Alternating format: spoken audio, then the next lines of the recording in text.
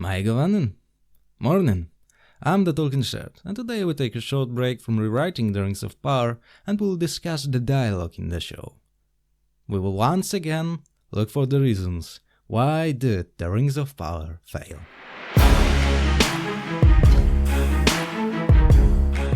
There are certainly some lines in the Rings of Power that are good, with this one being my favorite. You need not wait for that day to hear my voice. Forever am I with you, my son. But an overwhelming majority is either mediocre or straight up bad. In this video we'll look at 6 examples and we'll discuss why they are the worst. Let's start off with I'm good. And man, can you be more direct?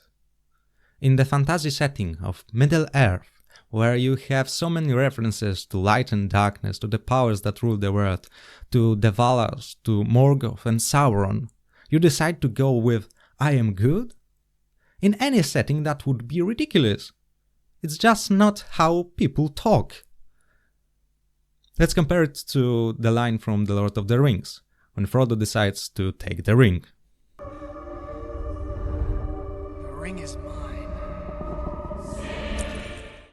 Both lines are a payoff after a long journey. Both tell us about the fate that the characters choose. But one seems like a draft version, something that you want to be the undertone of the line, not the line. The other, the one from The Lord of the Rings, achieves its purpose without being so direct. And the line from The Rings of Power is as subtle as a nuclear explosion. That was rather a simple example. It is one thing to state the development of the plot and another to show it through characters' words. Now let's have a look at something a bit more complex. So let's analyze the line. I know it sounds strange, but somehow I just know it's important. And compare it to Gandalf telling Frodo about the role of Gollum. My heart tells me that Gollum has some part to play yet, for good or ill, before this is over. Someone could argue that those two lines are basically the same.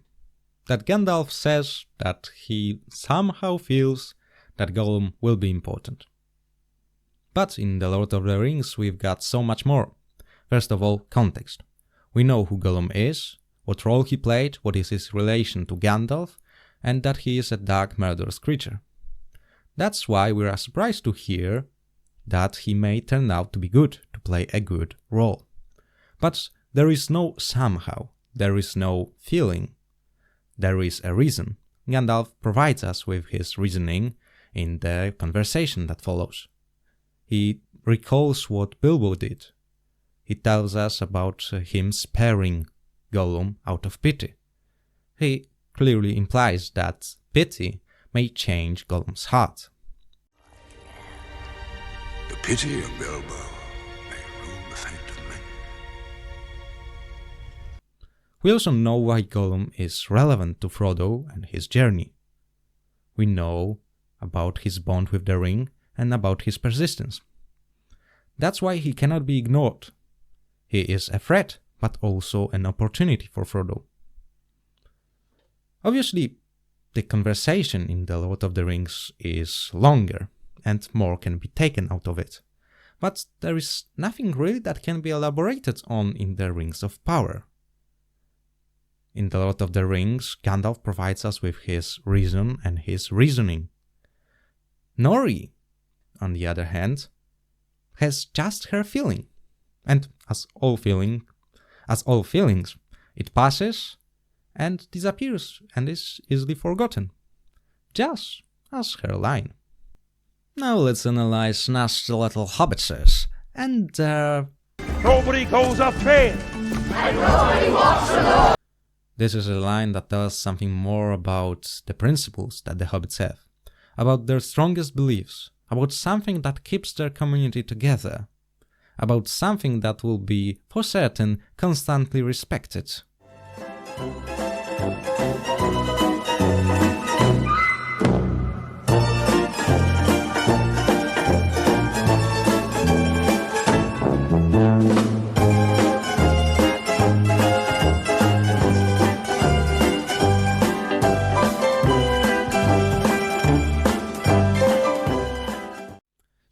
That was simply wrong. Now let's move to... Their strokes fall like the stone giants of the Northmoors. Here, for a change, we got a line that is unclear. What could that mean? Is she praising them or criticizing? Are they clumsy, slow and crude, or maybe powerful and terrifying? We don't know, and that's a problem. And now my favorite... The sea is always right. And my favorite questions. How does that apply to anything except for one situation where Elendil has to decide whether to take Galadriel on board or not? Is the sea right when it kills people, for example, Elendil's wife? Suppose that you meet somebody on the sea, somebody that is drowning. Are you supposed to rescue that person or leave them to die in the sea? Why isn't Ulmo mentioned? Why is agency applied to the sea and not the Valar that is responsible for it? We need answers for all those questions, but we get none, and the line remains meaningless.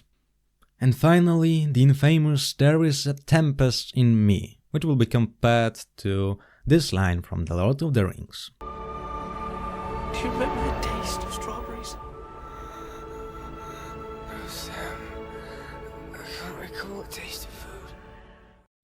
These few lines tell us very much about our characters. First of all, we learn what are their feelings, that they long for their home. Second of all, we see what's their state. Sam can dream about this home, and Frodo is no longer able to do that. The burden is too much. This line quite naturally makes us even more sympathetic towards our characters. And finally, we see what the hobbits hold dearest: Shire. It is an incredible realization of the Hobbit plotline. Throughout the whole journey in The Lord of the Rings, we see that hobbits are not great warriors. They are simple people who do not desire power. And that's, paradoxically, their greatest power. That's why they are able to resist the ring. And now, for contrast, let's hear it once again. There is a tempest in me.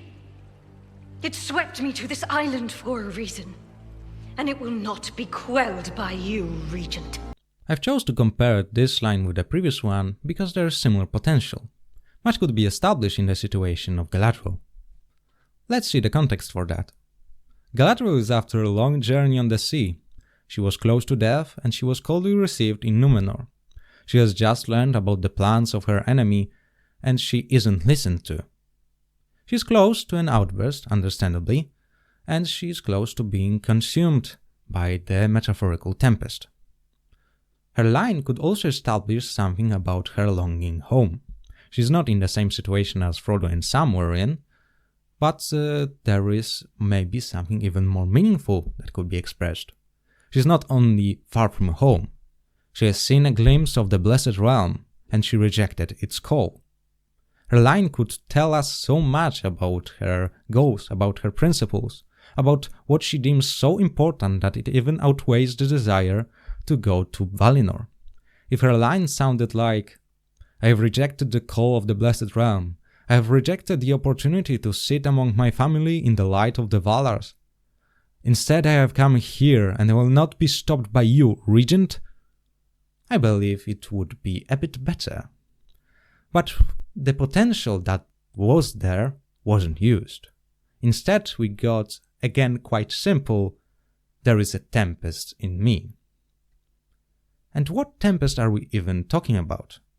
The previous conversation mentioned a tempest. Miriel was speaking about a storm, a literal storm that brought Galadriel to Númenor. So Galadriel and Miriel are talking about two different matters that bear the same name. And what do we learn from that line? Something about Galadriel's feelings?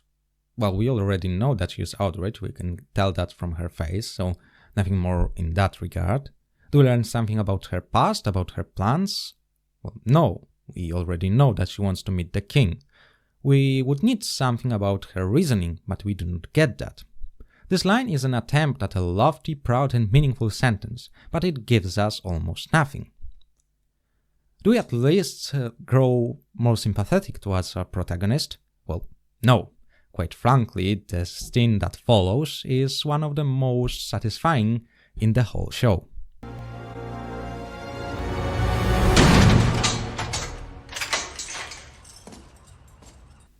So, there you have it. That's the list. What would you add to it? Please write that down in the comments, I'll read them all. And now, I thank you for listening. The third part of Let's Rewrite the Rings of Power is coming, and I'll see you soon. Fare you well, Nova Year. Subscribe right now, you little hobbitses.